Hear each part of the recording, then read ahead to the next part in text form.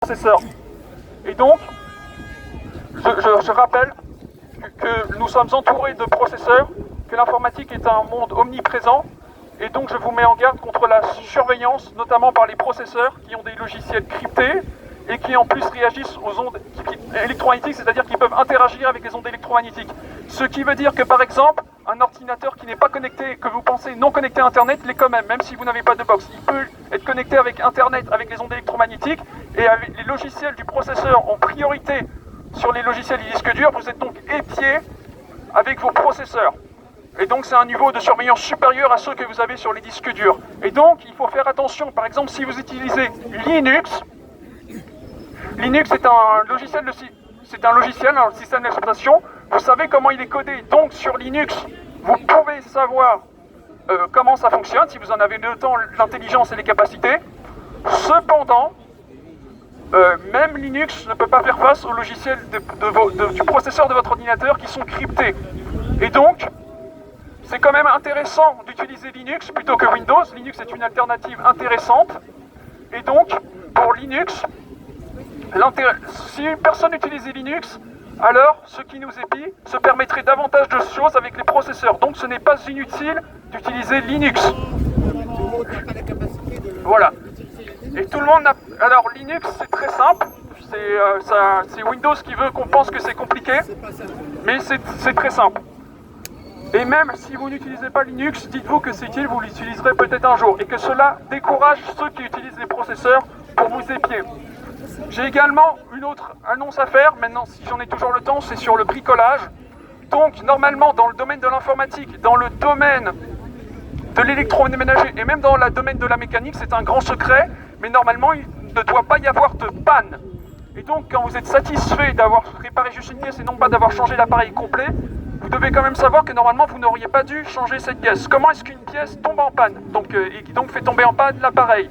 La plupart des objets dans le monde qui nous entourent ont des propriétés électromagnétiques, au moins un petit peu. Et donc, comme je l'ai dit, sont capables de réagir avec les ondes électromagnétiques, ce qui peut changer leur configuration physique.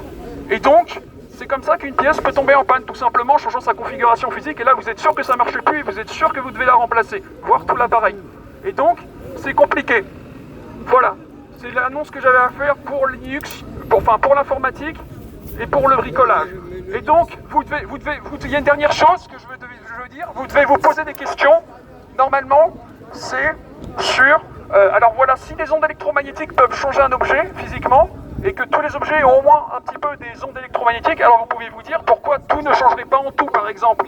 Et là, je vous ramène à d'éventuels souvenirs de vos enfances, quand vous avez vu des magiciens très forts qui faisaient disparaître des oiseaux ou apparaître des oiseaux derrière un petit foulard, une succession d'oiseaux à travers un foulard. Ça, ce n'est pas de la magie. De la vraie magie, c'est de la rapidité, de la dextérité et une histoire. Dans le cas de ce magicien-là, c'est de l'électromagnétisme avec une équipe d'informaticiens derrière qui font apparaître et disparaître des oiseaux. Voilà. Et donc, ce n'est pas discret si on fait disparaître par exemple votre machine à laver pour vous dissuader de prendre la parole en public. Et donc, dans le monde entier, il y a mine de rien beaucoup de pannes dans l'électroménager, dans l'informatique et dans la mécanique. Et normalement, il ne devrait pas y en avoir.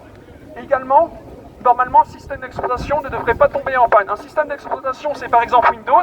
Il y a des dizaines de milliers de codes. Et donc, je finis là-dessus. On pense qu'un système d'exploitation ne marche normalement bug parce qu'il est très compliqué. Et en fait, il ne doit pas bugger. Par exemple, si vous construisez une maison et qu'ensuite vous décidez de construire un château fort, vous êtes plusieurs à construire un château fort, c'est comme si vous disiez « Ah là là, le château fort est très grand, donc forcément il y a des fenêtres qui vont tomber ». Non, le château fort, vous pouvez très bien le construire. Pour un système d'exploitation qui est un grand programme, c'est pareil. On ajoute les lignes à ligne progressivement, et donc s'il y a des milliers de lignes, on a tendance à se dire que telle ou telle ligne combinée ensemble, ça fait des bugs, et donc il y aura toujours des bugs. Non, on ajoute les lignes très progressivement, et normalement, un système d'exploitation ne tombe pas en panne. Normalement, Windows ne tombe pas en panne. Voilà, ce sont les signalements que j'avais à faire sur, de façon générale, l'électromagnétisme, ce qui nous pousse à être surveillés, ce qui nous pousse à remplacer des appareils dans le domaine de l'informatique, de l'électroménager et de la mécanique. Voilà, j'ai fini de parler, je vous remercie. Merci à toi. Merci. Ton prénom, c'est comment? Jérémy. Merci Jérémy. Petite question, Jérémy.